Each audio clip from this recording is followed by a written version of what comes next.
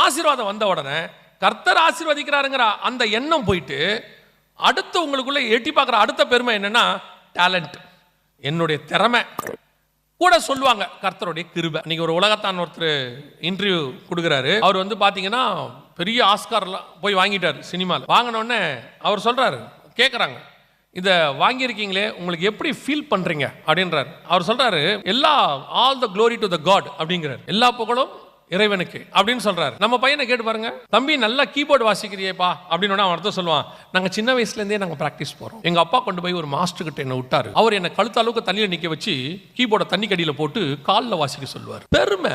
யாராவது கூப்பிட்டு நல்லா பாடுறியன்னா என்ன சொல்லணும்? கிருபையில பாடிக்கிட்டு இருக்கோம், வேலை முடிஞ்சு, அவ்வளோதான். அதில் ஒரு உள்ளுக்குள்ள அப்படியே ஒரு பெருமை ஒன்று வரும். அப்படியா? எல்லாருமே அதைத்தான் சொல்றாங்க, காலேஜ்லேயும் சொல்றாங்க, ஸ்கூல்லையும் சொன்னாங்க,